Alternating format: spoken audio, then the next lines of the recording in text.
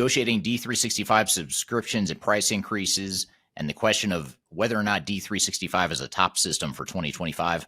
Those are just two of the topics we're going to cover in episode 5 of Journey to D365.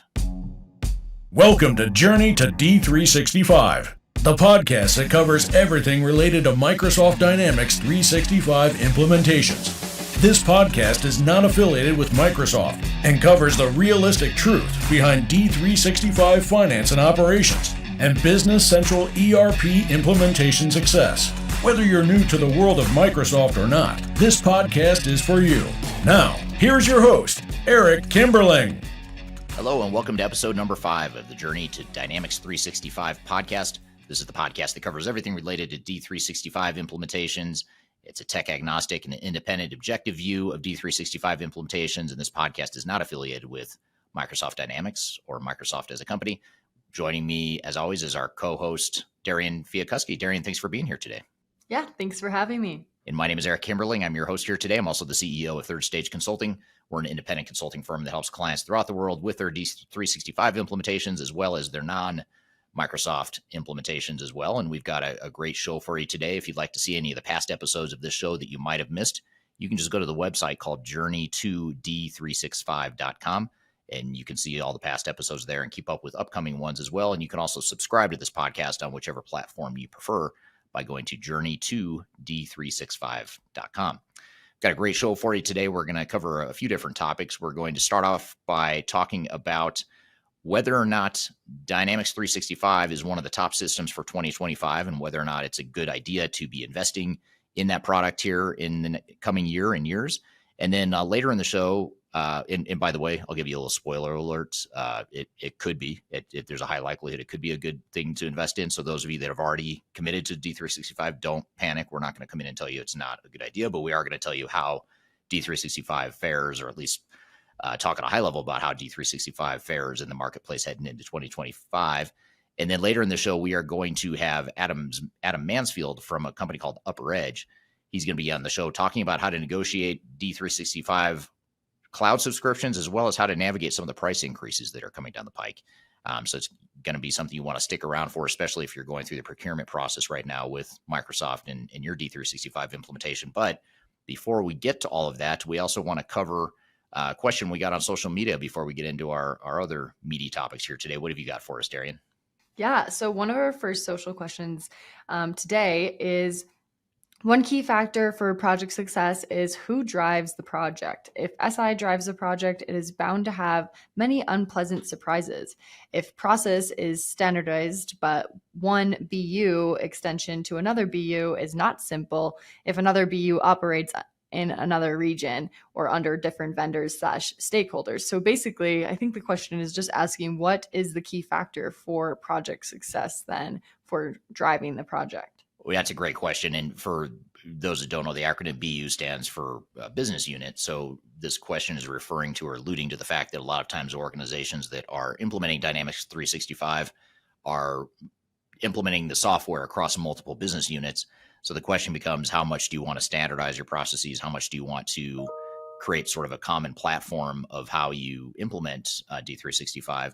And so that's really the key thing we've got to work through. And I think this is an important question or topic for any sort of ERP implementation, but it's especially important for D365 implementations. And the reason for that is because D365, generally speaking, is more flexible than a lot of other ERP systems that are out there.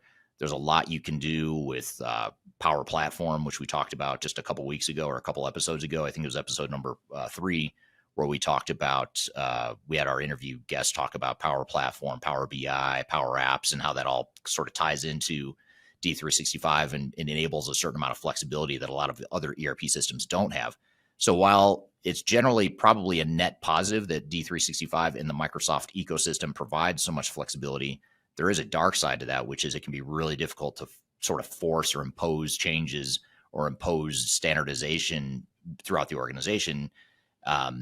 Even if you want to standardize, it can be difficult because you have a really good excuse not to when you have a tool like D365 that is so flexible. So that's the thing you've got to navigate, is just recognize that the strength of the product can actually be a weakness, or there is a dark side that you've got to manage and mitigate that risk.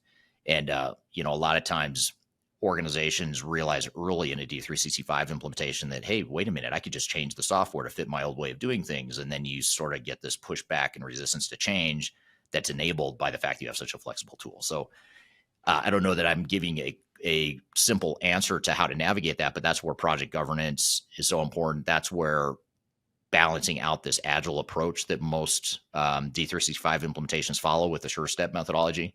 That's where balancing that agile-esque type of approach with more of an upfront waterfall-ish sort of definition of business processes and clarity on what it is you're trying to accomplish with the implementation is so important. And that sometimes that just takes time. And usually it does just take a lot of time in an implementation to get that alignment organizationally to say, hey, we are going to standardize processes. This is what it's going to look like. Work through all the messiness of the organizational issues, the politics, the change management issues. And then once you get that alignment, then you can start building the software. If you start building the software before you've done that, you're probably going to end up just paving the cow paths and automating the way you've always done things. So that's something that comes down to planning in the implementation planning, as well as project governance throughout the implementation. You want to make sure you're managing to that standardization if that's what you're trying to accomplish. Yeah, makes sense. What a good question. I think hopefully that makes sense to anybody else that maybe had a similar question for D365 implementations specifically. But I kind of want to shift gears here and get into our article or newsworthy topic. But this today is going to be a little bit different. We're taking kind of information and summarizing a video that was recently posted on the Third Stage YouTube channel. There'll be a link in the bio if you want to check it out, or in the footnotes of this. It's a video basically about Eric talking about, is D365 a top ERP system for 2025? And in this video, he explained that D365 is a highly flexible ERP system, which is great for customization, but it can make it harder to standardize processes. And then he also talked about how there's two main versions. There's the finance and operations for large companies and business central for small to mid-sized companies. And the big advantage for D365 is the integration with Microsoft products like Office, making it super user-friendly and familiar for a lot of companies. Some other things that Eric, you mentioned in this was that D365 has a very strong ecosystem of third-party vendors who tailor the software for specific industries, which adds a lot of value. However, the downside comes here that the quality of these providers can vary very widely. So it's very important that you choose the vendor that if you are implementing D365, it's really important that you choose carefully when you're picking your vendor. But this flexibility does make D365 a good option for mid-sized companies looking to grow, but it also presents challenges in finding consistent support and maintaining standardization. So that was the gist of what Eric talked about in that video. And I wanted to take this chance for Eric to ask a couple more questions for you to kind of expand on all the points you made in that video originally. Sure. One of the questions I have is, you mentioned that D365's flexibility can sometimes work against companies trying to standardize. Can you share some specific examples of how this has impacted clients in a negative way? Yeah, it sort of alludes to the question from the audience that we just addressed here a moment ago.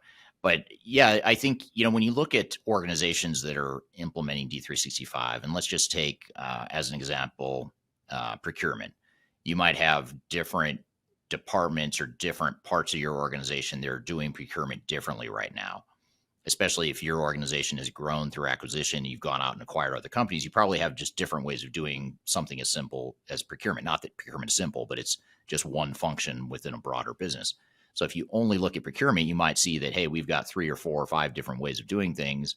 And let's figure out a way to use our D365 implementation to really standardize our operations and really get on the same page and start acting like one company and get all the efficiency gains that go along with that, and just get that more predictability as an organization and operationally as well. So that would just be one example when you look at something like procurement, or really any sort of, a lot of times it comes down to any of the shared service areas. So areas that are sort of back office administrative types of functions that support an entire business. There's no need for you to have redundant departments to do the same thing differently. So if you can create sort of a shared service model where procurement, again, going back to that example, instead of having 3 procurement departments, you've got 1 procurement department. They all do the same process and follow the same approach to support the entire business. that can lead to a ton of efficiency gains and a ton of procurement leverage, when you negotiating leverage, when you negotiate with vendors and suppliers and things like that, because now you've sort of consolidated all of your efforts into one department. So that's just one example, one approach within one function of a business. But there's also areas like HR and IT, even sales, even though that's not back office. Sales is something else that could be moved towards more of a standard shared service sort of a model. So you really have to look at what you're trying to accomplish as an organization and ensure that you treat your D365 implementation accordingly. Yeah. So I also have a question about user adoption. So how do companies usually handle the challenge of user adoption? I know you mentioned that maybe it's a little bit more familiar because of the use of products like Office, but is there any challenges that companies face then with user adoption with D365, or what have you seen in that area? Well, it depends on what system they're coming from. So if they're coming from a non-Microsoft system, legacy system, and they're replacing it with D365, then, it's just going to look and feel different than their old ERP system. Now, it is going to feel somewhat familiar because it has that Microsoft look and feel in many ways, and it does integrate nicely, as you mentioned earlier, with SharePoint and Microsoft Project and other types of Microsoft products. But it's still going to be a change. Now, most organizations we work with are moving from a legacy Microsoft product like Great Plains or Navision, and they're moving to D365. So in those cases, there's a familiarity, but there's still a big change because D365 is essentially sort of a rewrite of the software built for the cloud when you compare it to some of the legacy D365 solutions. So there's still going to be change there, and so you really have to define what your processes are in this future state, but also show people how their jobs are changing so they understand that it's not just a tool we're rolling out. We're also rolling out some process changes and potentially some job changes, some organizational changes in the way we do our jobs. For sure. That makes sense. And where do you see the future of D365 going, I guess? That's maybe something that you didn't mention in the video on YouTube, is where do you see their future going? And are there any upcoming features or trends that companies should be aware of for D365? Yeah, that's a good question. I think certainly AI and Copilot, the way they're building in Copilot into D365 and some of the other Microsoft products, I think that's going to be real powerful, and that's already happening, but I just think that's going to accelerate. The adoption and use of Copilot is going to accelerate. I think as organizations figure out specific use cases where they could be using Copilot and AI, more broadly speaking, within their D365 environments, the better. And I also think that Microsoft has a pretty unique opportunity here to really go after these monolithic ERP systems like SAP and Oracle, for example, which are their two of their main competitors. They have an opportunity here to go after them with a more flexible product that can scale. In many ways, it can scale as much as an SAP or an Oracle, but it gives you the flexibility that Microsoft affords with its product suite. So not just with D365 and the way the architecture is built and the way you can modify and integrate a little bit easier with D365 compared to some other systems. You also have the Power BI, Power Apps, SharePoint, Microsoft Project, Copilot. You have all these other tools at your disposal that give you a lot of flexibility and a lot of power. So I think it's a good way for Microsoft to sort of give customers the best of both worlds. And I think they're going to continue to do that. I think they and other vendors like Microsoft that have a similar strategy that provide flexible products or modular products, more low code, no code, AI based products, that sort of thing. I think those sorts of vendors, including Microsoft, are going to chip away at the dominant market share that SAP and Oracle have with some of the big customers. And I think Microsoft also has a unique way of going after the mid market as well, lower, small to mid sized companies with companies like Oracle NetSuite, for example, competing against them. So I see them doing a lot of what they've done, but just doing more of it. And I think it's probably going to work pretty well for them. For sure. That makes sense. Speaking of the future for D365, I feel like Adam's going to give us some really good insight on that with things like price increases that are coming or any other things that he might know of. So I think I'm really excited to get into this conversation and hear what he has to say. Yeah, absolutely. Me too. This will be a great conversation. We've interviewed one of his colleagues on our sister podcast called Transformation Ground Control. We have interviewed other colleagues from UpperEdge on Transformation Ground Control. And by the way, if you don't listen to Transformation Ground Control, that's a tech agnostic podcast that we release every Wednesday. And you can find that podcast by going to transformationgroundcontrol.com. So it's not just focused on D365, it's focused on digital transformation more broadly. But this will be the first time Adam himself is on, even though we've interviewed his colleagues. So Adam is going to be on the show talking about how to negotiate D365 subscriptions and how to navigate this whole price increase that Microsoft is pushing down to their customers. So he'll have some great advice on how to do that. So we're going to take a quick break, and we'll be back with more of the Journey to D365 podcast.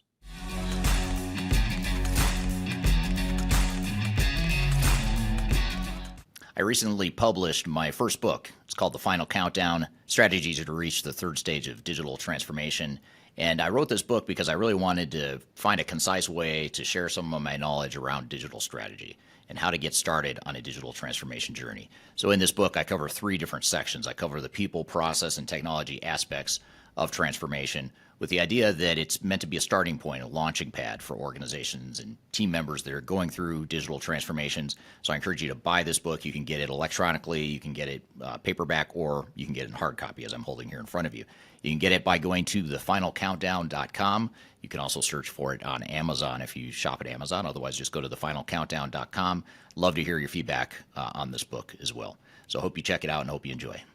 I'm excited to share our newly released 2024 Digital Enterprise Operations Report. This free download is available on the Third Stage website at thirdstage-consulting.com. This report is truly packed full of technology-independent and agnostic insights for your project to ensure that you're strategically optimized for success. Download your copy today with the QR code in front of me, or visit our website for more details.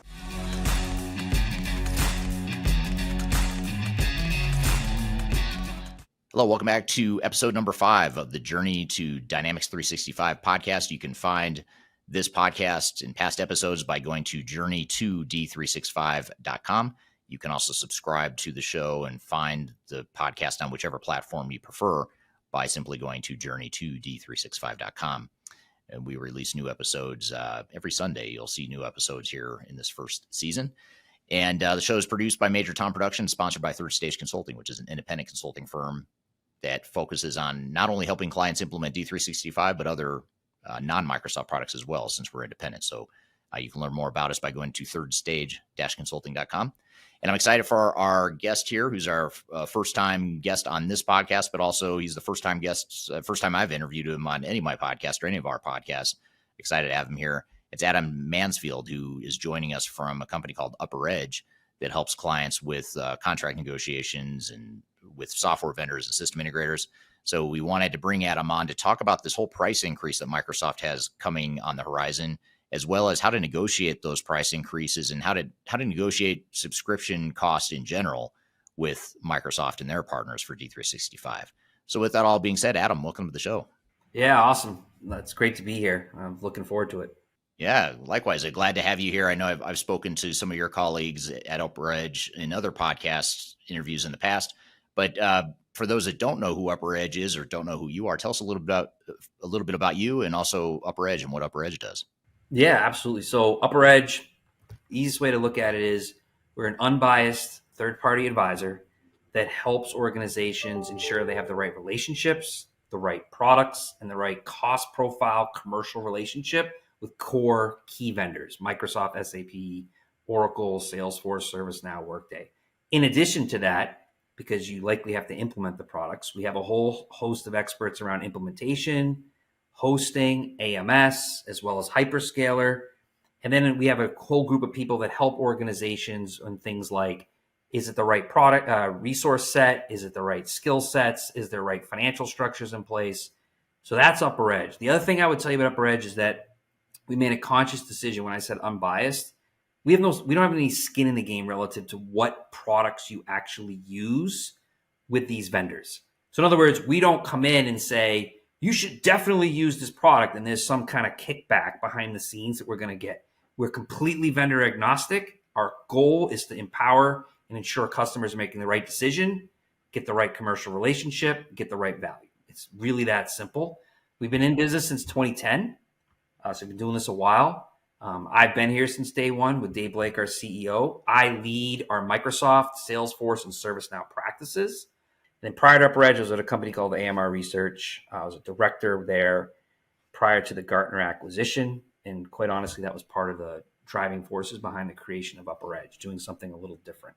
Gotcha. Very cool. So it's a cool business model you guys have, and that's why I enjoy speaking with you guys, because we share a lot of the same values. Both my company at Third Stage, your company at UpperEdge, independent, tech agnostic, and that's what makes conversations like this so refreshing. Is because we're not here to sugarcoat the world of D365. In this case, we're here to talk about the realities of it and just understanding how to navigate some of the landmines along the way. I guess just to back up for a second, how did you end up in the space just in general? I know you start off at AMR, you've been at UpperEdge for quite some time. Really good question. It's a question I get from my family a lot when I'm also trying to explain to them, what is it you exactly do? And why do you do that? And why do you do that? Can you fix my computer? That's the other one I always get. Yes. I'm like, no, I'm not. That's not why space. Short and sweet. I went to law school. I had aspirations of doing law, practicing law. Really figured out it wasn't my thing. Got my MBA and my JD. Really was interested in technology at the time, cloud, all these like words, and then applied for a job at a company called Skillsoft back in the day, early stage, within their pricing and contracts team. And then I really sunk my teeth into kind of seeing what goes on behind the scenes, which I learned a lot from. And then there was this company, AMR Research, this guy, Dave Blake, who was leading a group there. And he said he was looking for someone. Honestly, I didn't even really know what it was because a recruiter came in and said, hey, you might be interested in this. That was like 18, 19 years ago, and fell in love with it. Love advising customers, love ensuring that they have the right relationships in place because these are critical vendors for them. So yeah, that's kind of how I got here.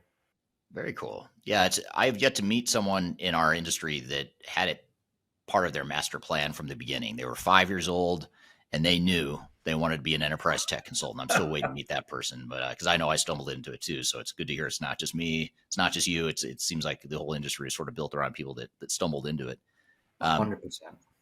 So you work with these different vendors. You mentioned you work with Microsoft, D365, Salesforce, ServiceNow, et cetera. At least you personally, and then of course UpperEdge works beyond those ecosystems. But when we look specifically at D365, how has D365 sourcing and contracting evolved in recent years? What are some of those trends you're seeing in for companies that are contracting the software?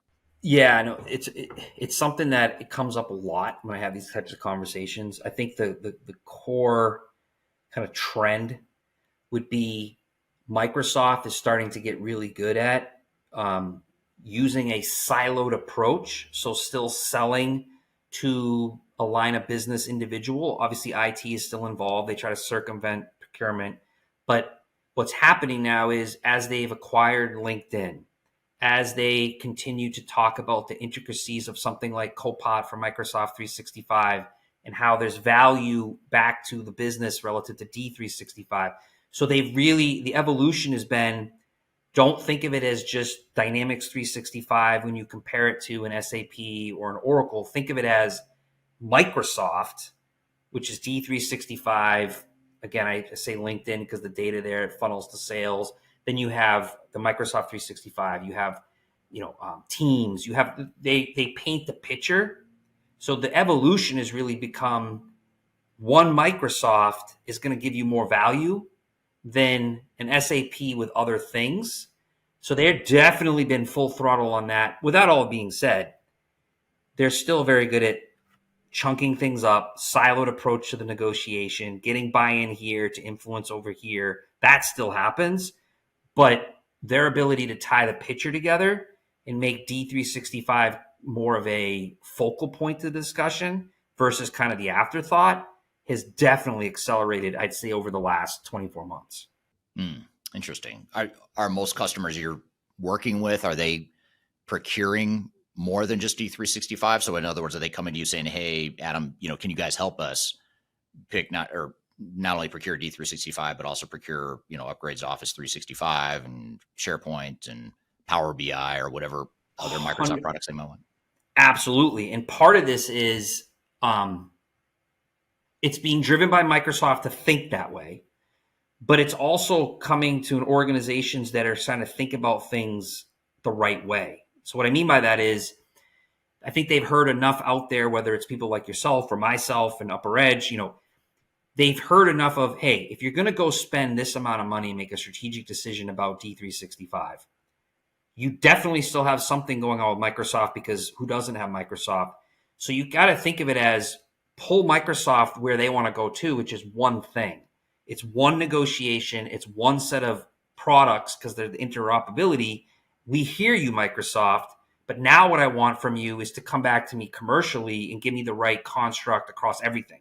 And an example with that would be, hey, we hear you. We're open to a discussion about whether it's sales enterprise or finance premium. It doesn't matter. We're open to that discussion. But you also want me to consider moving to E5. You also want me to consider Power Apps. You also want me to consider whatever that other thing is. The evolution has been, okay, hey, Microsoft, we only have so many dollars, right? And if you want us to be one Microsoft as well, that dollar pool isn't going to change. So if you want, figure out how you can cut it within Microsoft, come back to us then and show me what that looks like. Not just a slide that speaks to the value of the interplay of the solutions. Show me the interplay from a commercial perspective as well. And that is definitely becoming impactful. Now, with that being said, Eric, trust me when I tell you this, there's also the postmortems that I do where it's like, hey, Adam, we just did this D365 deal, and we did a switch from SAP, or we did a switch from Salesforce, and we got this great deal, and we have our EA coming up in 9 months. I'd like help on that. And I'm kind of like, okay. Did you think about maybe talking about this all at once? Could you? And so that's out there too, right? Now, could you correct that? Sure. But yeah, that's what's going on right now. That's super interesting. So when you have customers come to you guys and they're looking for help procuring Microsoft products, including D365, are most of them, or could you estimate, or do you have an estimate of how many of them are coming from a legacy Microsoft ERP product like Great Plains or the old Dynamics or Navision or whatever? Yeah, it's a great point. So what I would tell you is that the majority of deals we're working right now, they've already kind of done that push migration over. So they've moved. Now there's still there's some lag there, if you will. Most of it is of the scenario of this. We are SAP, we are Oracle. And again, if we want to talk Salesforce from the sales perspective, the point is we're there. We are now going down a path of AI, down a path of the future, enhancing our solution. And Microsoft has been in here knocking on all of our C-suite's doors saying, look, we get it. You're SAP shop. We understand it. But could you just give us a chance to come in and talk to you about how can we, again, bring more value to you? Because we're the leaders in, again, this is their pitch, security, AI, where you're going.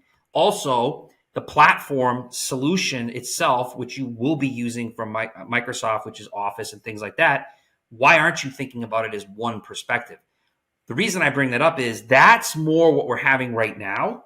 So whether they're going into before moving to S4HANA, or whether or not they're trying to upgrade in those environments, and then they said, well, let's just let Microsoft get a chance. In the past, it may have been, let's give them a chance because we spent a lot of money with them. It's the right thing to do, but yeah. Now we're really in on this. The message is loud and clear. We want this to be a true evaluation. So it's tied to kind of the overarching need to enhance the ERP or the functionality, right? The other thing that's going on is there are customers that are on legacy, and Microsoft is swooping in and saying, look, don't go look outside of Microsoft, because let us go in first and show you why you should just stay with us. So they're kind of like using it as a preemptive keep out strategy, and then honing in on, again, the bigger picture of Microsoft. I'm here with Adam Mansfield. We're talking about how to negotiate with Microsoft Dynamics 365. We've got a lot more to cover here. We'll be right back with more of the Journey to D365 podcast.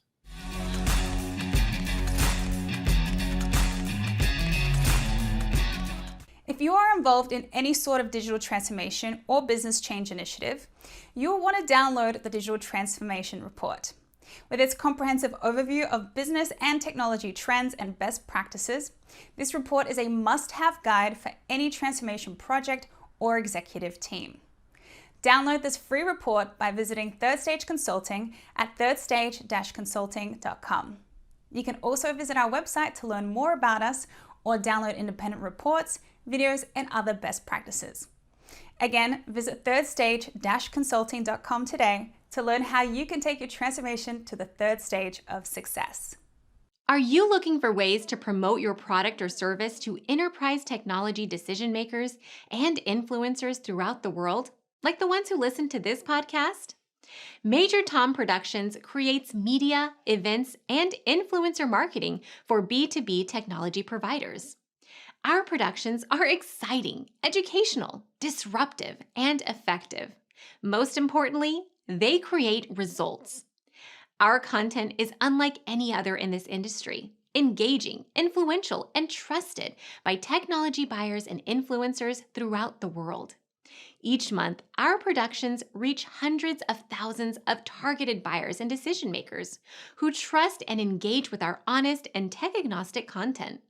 With long-tail viral results and engagement with our content, Major Tom Productions provides a way to reach your target market and create awareness, calls to action, and a connection with potential customers. So collaborate with us today.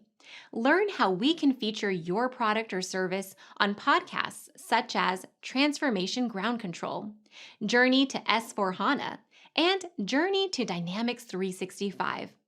We can also feature your brand on our YouTube channel called Digital Transformation with Eric Kimberling, which boasts over 100,000 subscribers and over 2 million video views per year.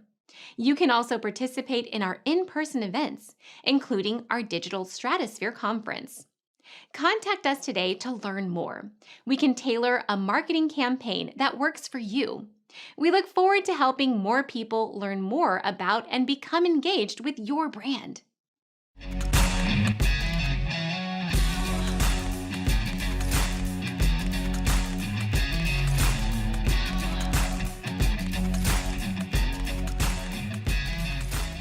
Hello, welcome back to episode number 5 of the Journey to D365 podcast. You can find episodes of this show by going to journey2d365.com. And the show is sponsored by Third Stage Consulting, which is an independent consulting firm that helps clients through D365 implementations as well as other non-Microsoft digital transformations as well. I'm here with Adam Mansfield, and we're chatting about how to negotiate subscriptions and price increases with Microsoft D365. I think that's one of the advantages that Microsoft has that other vendors don't have. And you compared Microsoft to SAP. SAP requires all this other stuff that's not SAP products that complete their solution, whereas Microsoft provides, for better or for worse, whether you like it or not, they provide tools that can do and run the whole gamut of what most enterprises need to run their business. And they have other areas where it's not just calling upon the relationship that's been in place. They also can do things like what I was saying before. Okay, what if we could do something for you on your Azure spend? What if we could do something for you on your Office 365 or your Power BI or even LinkedIn? What if we could do something there to free up some money? Would that be of interest to you? So they have other things that it's not only just the connection point, sell point. It's literally, what if I could get creative other places so that you can take some money that you may have been spending somewhere else and drop it there? They have that ability for many reasons, depending on what day it is, the biggest company in the world. 2, they sell everything, like you said, so they can play that card and eat some of that potential internal infighting around, well, that was my revenue stream. They're like, we don't care because now they're a D365 customer. We'll figure it out. Right. So October 1st, 2024, that's a big milestone in the Microsoft procurement space. Tell us a bit about what October 1st means to buyers, or should mean to buyers in the Microsoft space.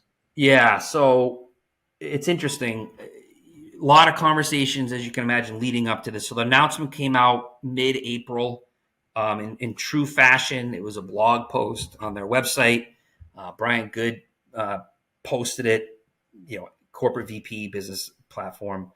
Essentially, it's the exact message. So if you were to go back to March of 2022 and look at the blog post about the price increase for Microsoft 365, and you just kind of word replaced, you'd kind of see the exact message, which is quite simply, it's been 5 years.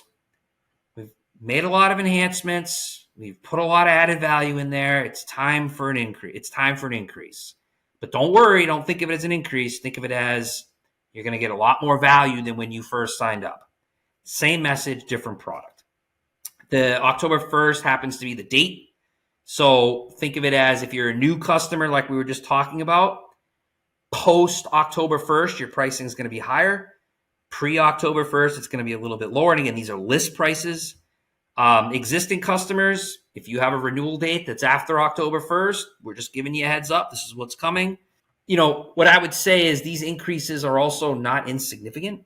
If you think about it, and I always have to remember this because it's all over the map, but if you think about things like finance, 17% increase, supply chain management, 17%, sales enterprise, 11%. These are not like 3, 5, 6%. These are big uplifts, right? And so that's really, really important for customers to be aware of. And it kind of ties to this.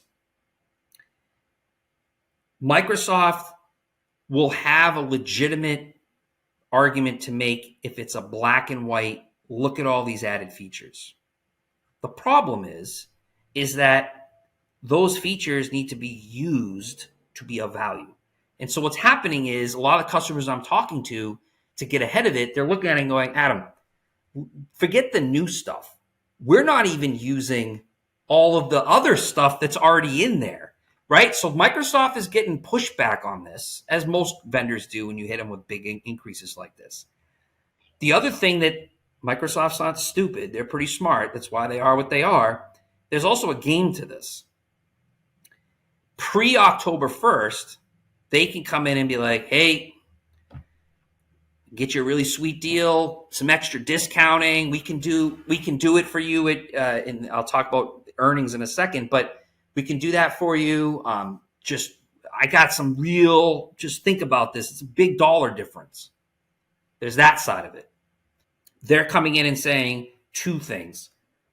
You come and execute it, you add it right now, or you upgrade to premium edition, whatever it may be.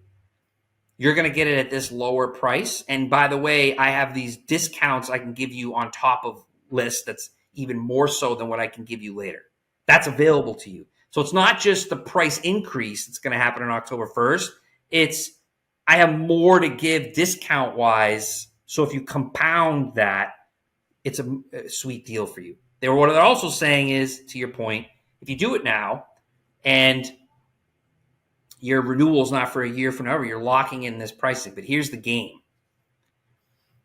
If you do the deal and don't extend your term, so that's a trick, right? So a lot of customers are like, well, I'll do the deal. I won't extend my term because I don't know what else I'm doing. I want to keep it, flexibility.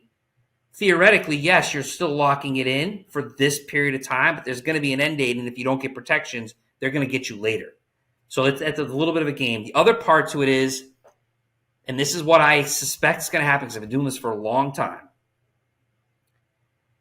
Microsoft is going to be able to come in, and once the page is turned and it's now October 2nd, they're going to be able to come in and say, look,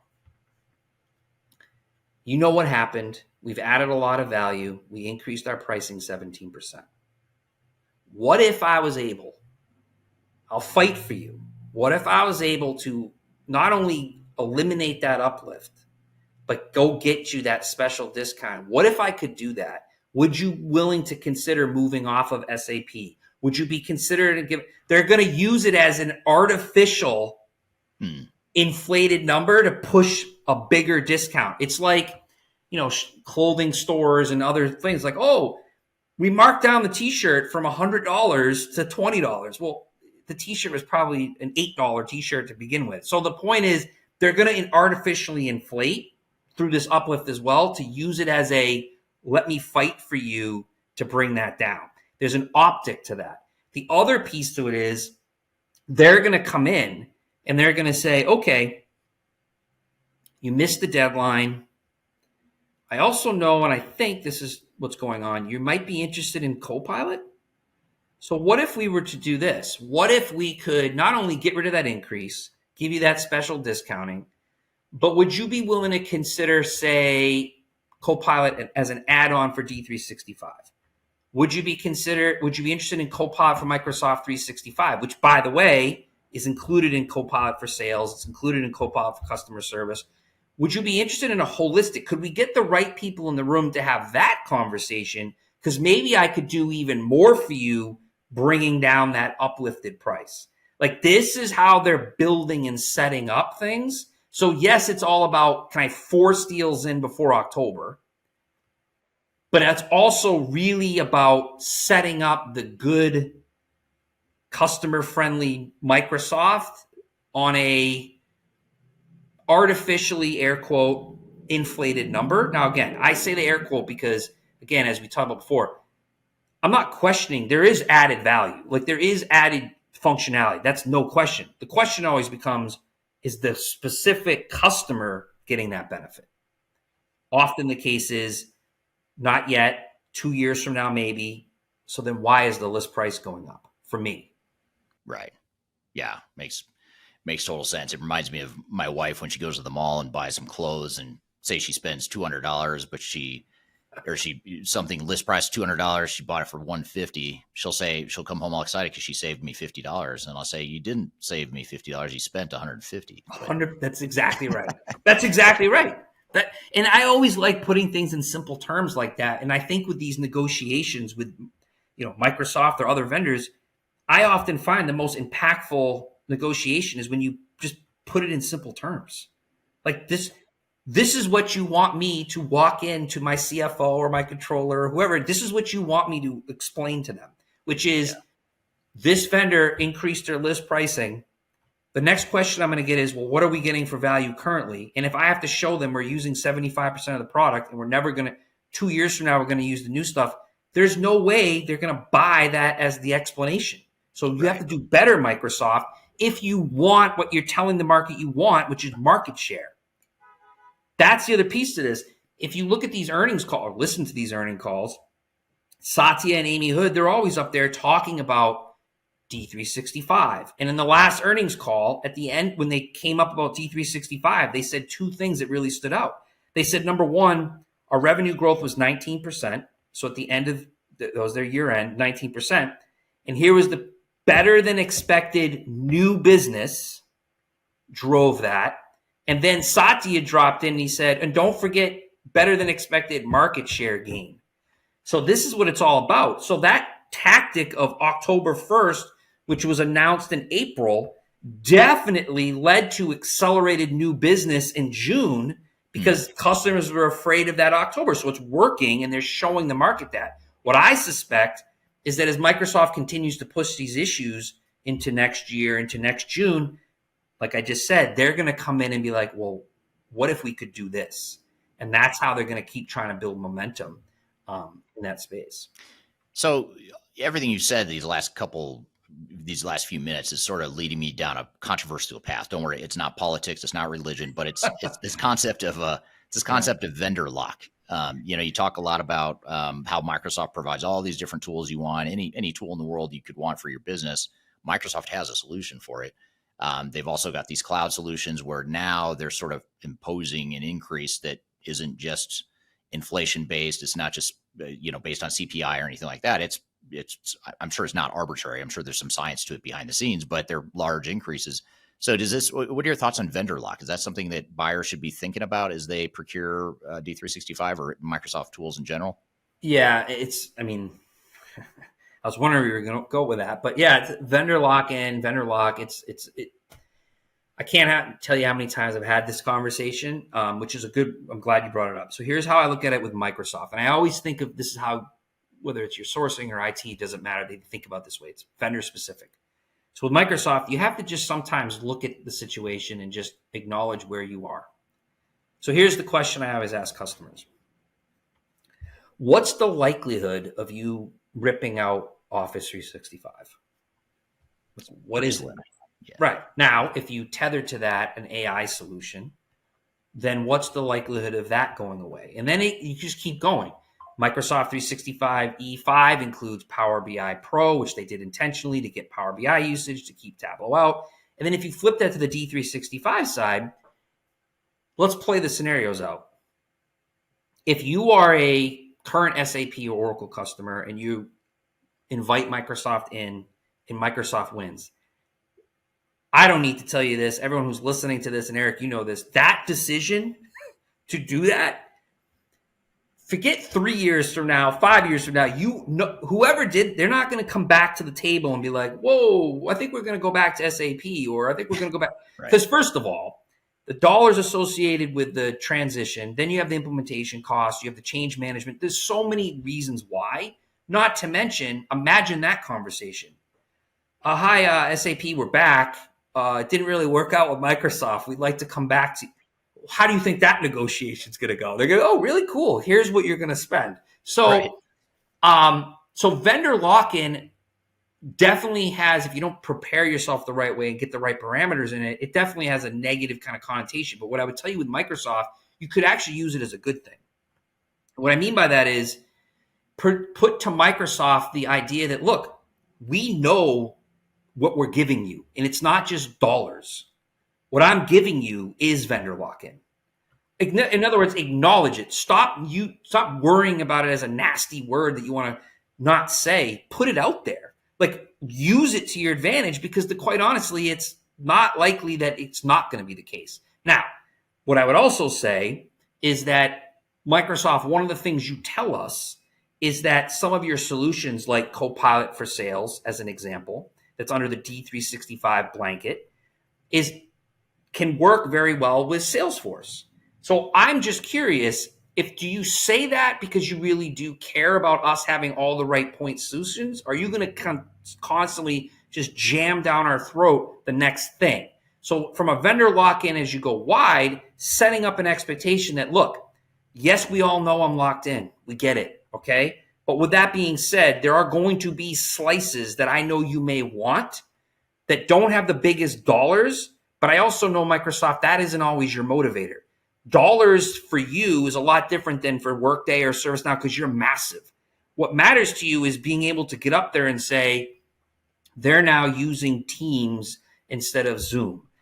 Or they're now using a smaller solution that maybe has a smaller sticker price, but there's flexibility for you to choose something different than them. So there's a vendor lock-in larger, but there's always going to be some slices that will continue to create leverage. The other thing is, when it comes to vendor lock-in, for Microsoft specifically, they typically dig their heels in on future price protections, because in their mind, you're never going to leave, right? So they know you're not going to leave, so they're going to take advantage of it. Going back to what I just said, let's take the ugly word and put it on the table and say, okay, we are locked into you. Because of that, I want something more from you than perhaps I'd want from someone else. And what I want is assurances about future pricing. And if you can't give them to me, I may pause giving you anything that's going to get locked in. So you maybe, instead of fast forwarding to what you want, you have to get me first before I can be locked in. And the only way I'm going to do it is, I appreciate your cost discounting. I need a protection. So if you can't give me that, then I'm not going to give you something that gets locked in. So it's just that simple. It's a rite of passage. So again, it's all about putting it out in front of them as you know it's there, versus hiding and trying to manipulate the conversation to get to where you want to go. Use it to your advantage. Right.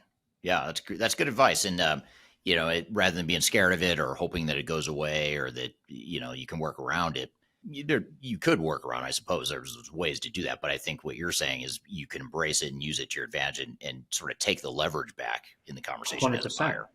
100%. I'm here with Adam Mansfield. We're talking about how to negotiate with Microsoft Dynamics 365. We've got a lot more to cover here. We'll be right back with more of the Journey to D365 podcast.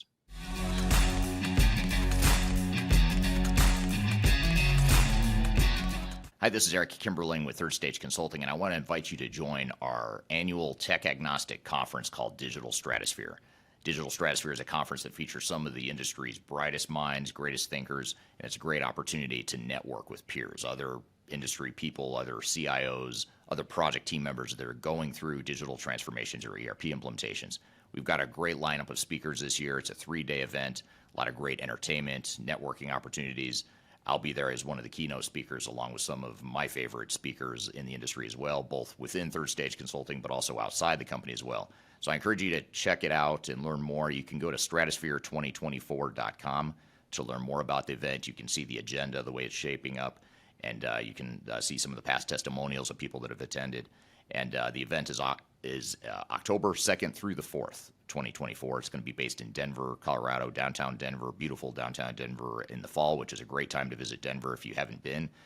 Again, stratosphere2024.com. Check out the agenda. Check out our early bird pricing for passes. And the other beautiful things, if you can't be here in person in Denver, which we hope you can, but if you can't, you can also join remotely as well. We have virtual passes available as well, so you're able to join from wherever in the world you might want to join from. So stratosphere2024.com, check it out, and I hope to see you there. The last thing you want to have happen is for your digital transformation to end up in court. I've been doing this for 20 years and I have seen everything. My name is Marcus Harris. I'm a software and technology attorney focusing my practice on drafting and negotiating software-related contracts and litigating software disputes across the country. Feel free to reach out to us at taftlaw.com. We'd love to talk to you about the litigation process and what you can expect.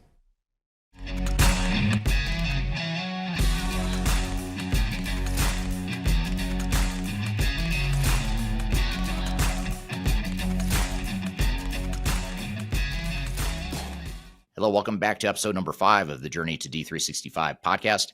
You can find episodes of this show by going to journey2d365.com.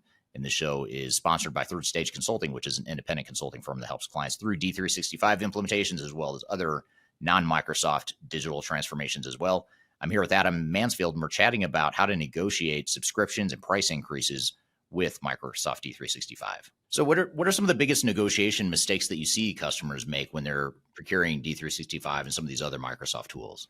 Yeah, I think there's a couple that come to mind immediately. The first is, we've talked about it a little bit, if possible, and I know it's not always possible, but if you are about to give them something that's incredibly important. So again, forget the dollars, market share, new business, right? Microsoft doesn't have a lot of that they can say to the market, because Microsoft, they already have all the customers. It's for this space though, they don't. So that's important to them. So if you're about to do that, I highly, highly, highly recommend, when you're starting the evaluation, so forget the commercials, pull the company together. When's your Microsoft EA, Office 365, Power Apps, whatever it may be? When is that up? SQL Server, when is that up? What are you doing on Azure? What are you doing on, do you have a LinkedIn relationship? Is it completely separate? Do you even know that LinkedIn was bought by Microsoft? Get yourself all organized, because if you don't approach Microsoft with this is what I need for D365, but I need this in these other areas, you are losing a massive amount of leverage for other key things. So that's number one mistake. Keeping it as siloed. There's a lot of work here. I don't want to involve other people at this company. It's too far out. There's enough going on here that we got to stay focused. I get it. The question is, do you want to be focused and get the right deal for D365, or do you want to add a little extra time to make sure you have the right Microsoft deal? And that's the key. The other thing that ends up happening is customers get very focused on, again, what my immediate needs, what I can absorb, what we can digest, what I can take on for change management. And so a perfect example would be, you could talk about D365 finance, you could say D365 supply chain, or you could even go in the sales space.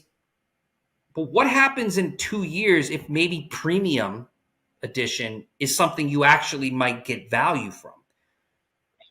So maybe you should be focused on, yes, what you need now, of course. You don't want to overcommit. But you should be trying to pre-negotiate what it looks like if you do upgrade to that next thing, because isn't that what ultimately they should want that too. So the position is, I need it so I know, but it also helps you remove friction, Microsoft. When that time comes, I know what it's going to cost. So and then the third thing Well, actually, there's a fourth. But the third thing is, we talked about those protections. I cannot, I've said this before and got a little bit of pushback with Microsoft specifically. Of course, discounting and upfront cost, everyone cares about that. But if you don't make renewal protections equally as important, you are losing the negotiation, period. Because I have seen the ability, vendor lock-in, Microsoft will make up for it. And even if you can't get exactly what you want on those protections, if you don't elevate the conversation so that the ask is made to the right people, so that 3 years from now, when they jack your price up, you can't call back to that, you're failing there too. Like you have, it's not even 1A, 1B, it's one. It is both. They need to be, Microsoft needs to understand that your discount, your cost reduction means nothing to me if it doesn't have a price protection. It means nothing. I won't even look at it without a price protection. That's, and now again, I'm making it sound easier than it is. That's why you got to give yourself enough time, work with firms like us, right? But like the point is, that's it. And the fourth one, investment dollars, funding, ESIF.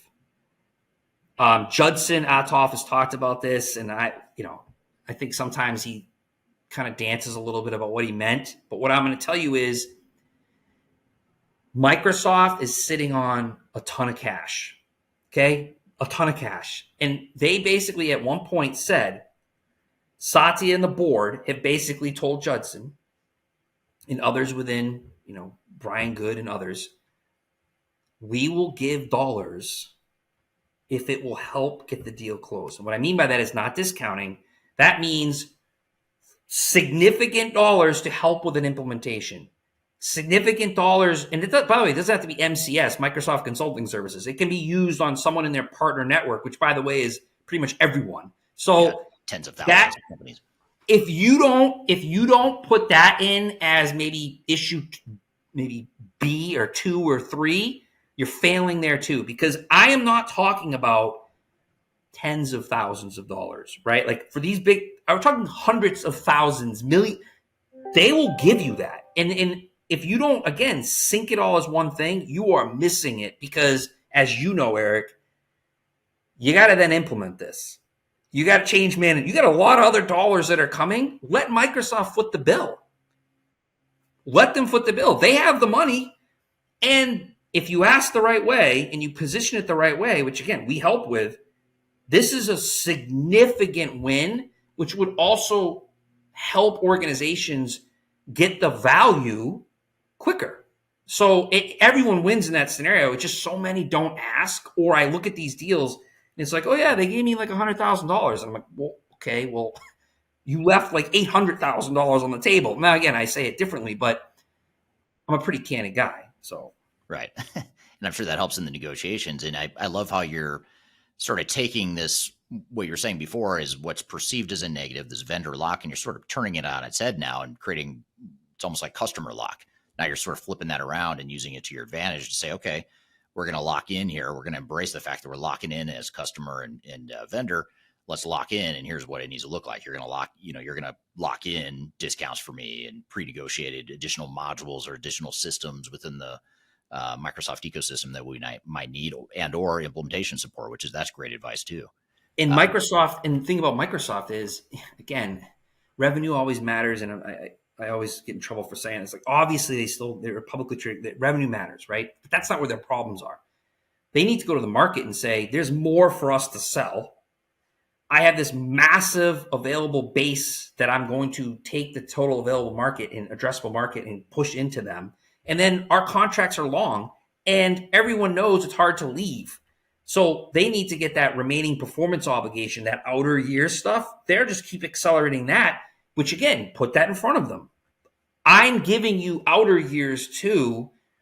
So because of that cost to entry to win this market share, you need this. And not to mention, this just brought up another thing. This is an area where Microsoft does put a value on publicity. So with Microsoft Office 365, that world, it's kind of like an implied everyone has it. Now, they like to publicize E5 and all that. But with D365, if you also are able as a company to put your logo up there, do a success story, that's massive, because it's typically going to be one of two things. I'm moving from old school Microsoft to new school Microsoft, which is a win for Microsoft because the R&D is paying off.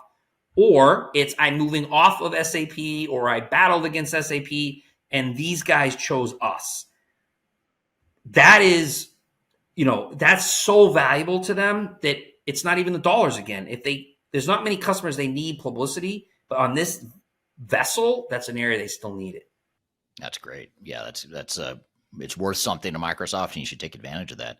What about just real quickly? I know that we spent the whole time we could have spent on this one question, but I'll ask it anyway. Maybe we can get a summary from you, and that is, what about negotiating with your reseller? You were talking about how many different Microsoft partners and resellers are out there.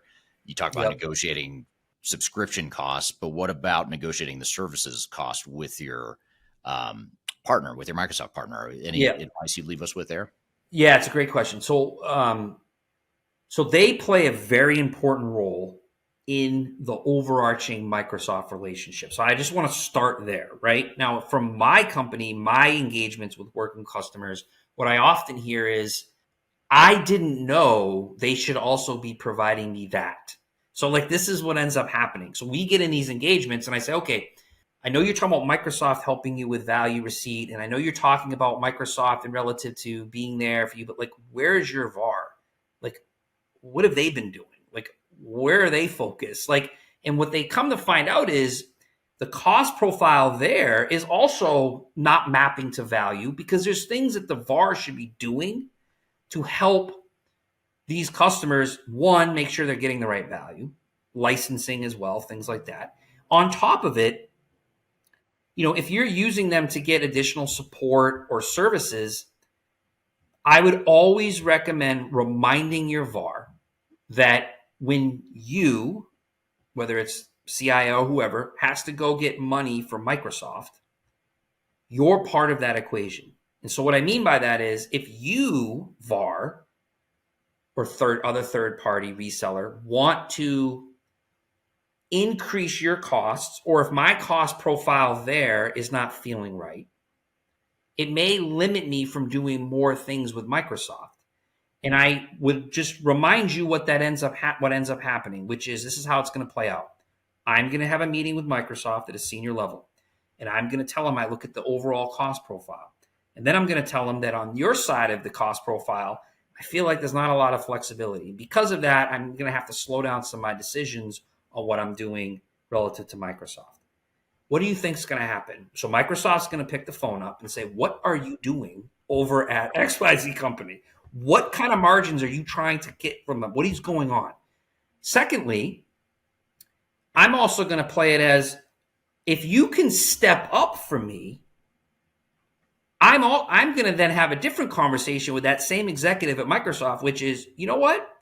My VAR, my reseller, here's what they just did for me. And that landed really well. They did a workshop. They came in, they did this, and they're doing a great job. Yeah. Isn't that going to be nice for you to get from Microsoft as they're trying to decide which ones are platinum and gold and whatever? Right? So you have to kind of tie it all together. And then the other thing I would just say is, this is no fault of theirs. At the end of the day, they need to drive revenue. I would always kind of take a step back and think about recommendations that are being made that are always centered around maybe upgrading or adding. It's perfectly okay.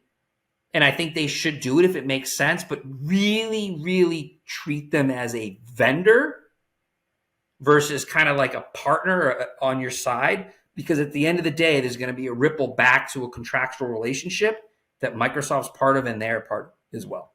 Right. That's great advice. Great place to leave it. You've covered a lot of ground here in terms of how to negotiate with Microsoft Direct, some of the things to think about, as well as, on the services side too, because you're right. You do have to look at the total cost of ownership and the total cost of what this is all going to cost. And you kind of have to look at it in one big picture, even if you are going to break it up into phases and immediately may not be focused on the whole big picture. You can sort of negotiate with the end state in mind, and then go back to your implementation mindset of, okay, now how are we going to implement this now that we've negotiated this great deal with Microsoft and their partners? So that's good stuff. So how do people get a hold of you and UpperEdge? How do we learn more? Yeah, so UpperEdge.com is the easiest way, right? We have a website up there. And for me, I'm all over LinkedIn as well, always accepting connections and messaging there. And then, honestly, just reach out. Just reach out, whether it's from the contact us on UpperEdge, amansfield@UpperEdge.com, or on my LinkedIn. And what I mean by this is, I love talking about this stuff. So at the end of the day, even if it doesn't become an opportunity to formally work together, just reach out. I'm happy just to talk. I'm happy to pick. I learn through conversations. Yeah. So that's the other thing too. Like, it's a two-way street, and I know their time's valuable. So how to reach out to me, whatever's easiest for them. All right. Thank you, Adam. Great conversation. Learned a lot from you, and there's some great advice you've given us here. Some great practical tips on how to negotiate your D365 software and implementation. We want to debrief on some of these points that Adam brought up and sort of build on some of those threads. But first, we're going to take a quick break. We'll be right back with more of the Journey to D365 podcast.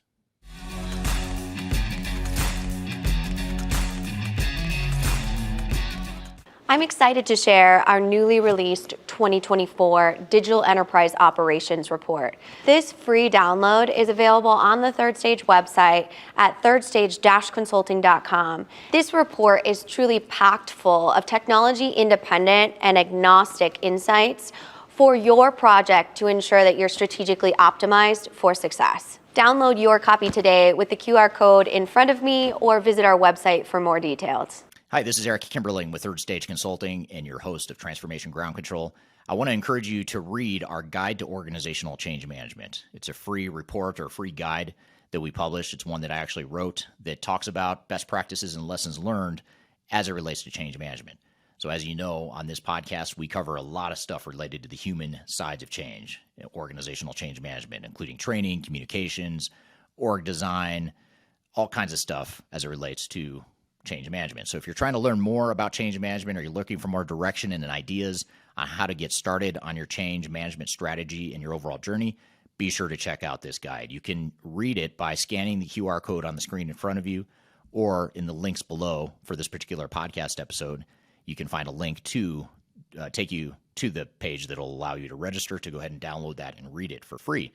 So be sure to check it out. It's the Guide to Organizational Change Management, written by yours truly. I hope you enjoy it. Let me know what you think, and hope you enjoy the rest of this episode.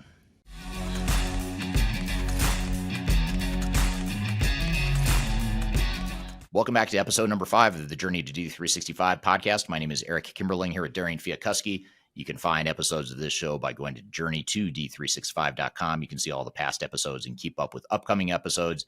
You can also subscribe to this podcast by going to journey2d365.com. So, Darian, we just had Adam on the show. We talked about negotiations, price increases, all that good stuff. What were some of your thoughts and takeaways from that discussion?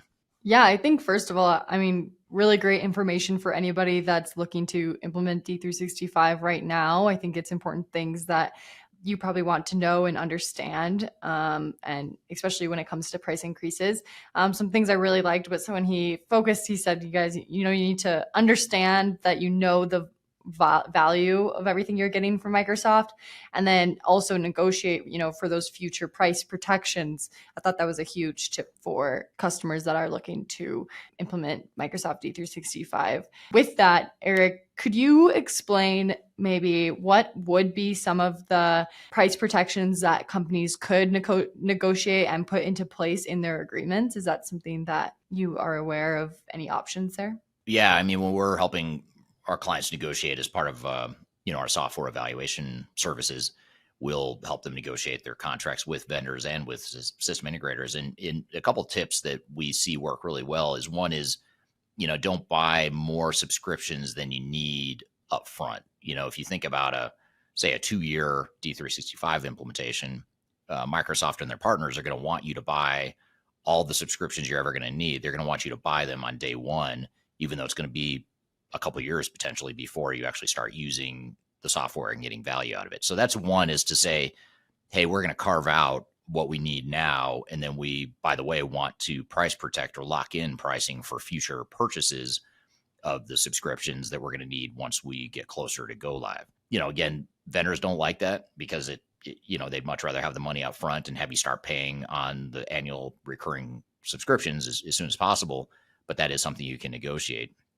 The other is just to lock in where you can lock in a cap on potential future increases. And, as we discussed in this discussion or this episode here today with Adam, those price increases are arbitrary. You have no control over them, and they can be pretty significant. I mean, he was talking about, I think, as high as a 17% increase, depending on the customer and the module and all that good stuff. But that's a big increase. And it's kind of scary to think that, your whole business is at the mercy now of whatever Microsoft decides they want to do in terms of pricing. And that is the downside of cloud SaaS subscription-based pricing. Is it's not as simple as before, where when you're on-prem, you could just say, well, I'll just stop paying maintenance then if you're going to keep increasing maintenance, and you could still use the software. Well, if you stop paying your subscription costs, you just have no software to use. So now they sort of have you, held ransom because they are hosting your software, they're hosting your data, and you stop paying, it's pretty easy for them to turn it off. So that's the downside of cloud. And I think, we're going to see some fallout from that here in the next few years. I don't know when, but at some point we'll see some fallout and some really frustrating discussions, I imagine, with companies that want to switch vendors, or they just don't want to give in to the price increases. Right. Yeah. That's like, I know you like to say the dark side of the cloud that lots of people don't like to talk about a lot of the time. So good to mention that always. Another question I have is, you guys talked about in this conversation, you guys or the buyers really need to understand the value they're getting from Microsoft. So what methods or criteria should businesses use to assess the value that they're actually receiving from Microsoft? Yeah, I mean, it's a lot of it's based on which modules in the scope of the software that you're acquiring and implementing. So you want to make sure that first of all, you're not investing in shelfware, which would be modules or licenses or subscriptions that you're not using for whatever reason, because you either bought too many subscriptions, or you bought modules that you're just not going to use, or, you were able to get functionality out of other modules without needing those advanced modules. So you just want to make sure you have a lot of clarity on what you're buying, first of all, to sort of manage your cost. And that's, one of the factors in an ROI calculation. So the other side of it, though, is where you get the value. And so, I don't know that it's really incumbent upon Microsoft or even their resellers to ensure you get value. It's sort of up to you, the implementing organization, to ensure you're getting value. So that comes down to user adoption, which we talked about earlier in this episode. It comes down to really making sure your processes are clear and that you've defined what you want your improved future state to be. And it also means that you use some of the capabilities that Microsoft provides within D365 and its ecosystem. If you do those things, you're going to be a lot more likely to get a business value out of it. But again, that's sort of up to you. You want Microsoft, you want the resellers to help you, realize or come to that conclusion. But their job really is to help you deploy technology. Their job is not necessarily to help you get an ROI and value out of the software. You would think it'd be one and the same, but it's really not. And so someone's got to connect the dots between technology, which is what they provide, and business value, which is what you as an organization need to provide. And that's where, we end up helping a lot of our clients with, is just making sure they get value out of their implementations. Yeah, that makes sense. I feel like it was a really good conversation overall. I feel like this is definitely an episode that any company that wants to implement D365 needs to listen to, so that way you're made aware of everything that you maybe need to know before going in to sign a contract. Absolutely. Yeah, it's a good conversation. And if you are part of a project team that's going through negotiations or about to go through the procurement cycle with Microsoft's partners or Microsoft themselves, be sure to share this episode with them so they can learn from some of the tips and lessons we've talked about here today. So thank you for a great episode today, Darian, and thank you to our guest, Adam, for being here today. Really appreciate his input as well. Be sure to check out next week's episode. We're going to have a guest on named Jacob Ben Smith, or Jacob Ben Smed. I'm sorry. He's based out of Europe, and he's going to be talking about change management in D365 implementations. And then in episode 7, in 2 weeks from now, we'll talk about how to be successful with D365 and Business Central with Richard Sides. So be sure to check out those upcoming episodes. And of course, if you missed any of the past episodes, be sure to go check out Journey to D365.com.